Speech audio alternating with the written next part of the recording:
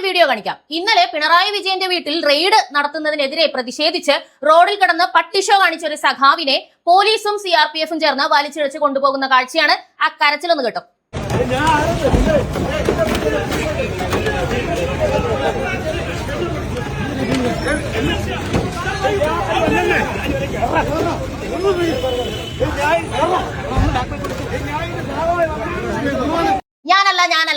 ഞാനല്ല എന്ന് പറഞ്ഞ് കരയുന്നത് നിങ്ങൾ കേട്ടോ.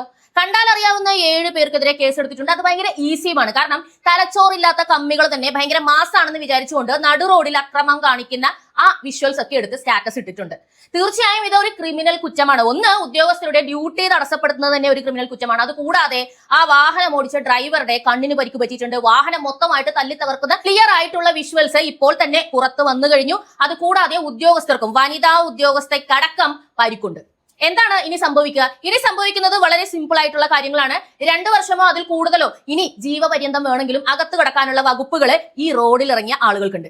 അങ്ങനെ ഒരാൾ ഇപ്പൊ തന്നെ കിടക്കുന്നുണ്ട്. 2 വർഷത്തിന് മുകളിലായി ബംഗാളിൽ ED വന്നപ്പോൾ മമതയുടെ ശിങ്കിടിയായിരുന്ന ഒരാൾ പോയി തടസ്സപ്പെടുത്തി. അയാൾ ഇപ്പോഴും ജയിലിലാണ്. 2 വർഷമായിട്ട് അകത്ത് തന്നെയാണ് കിടക്കുന്നത്.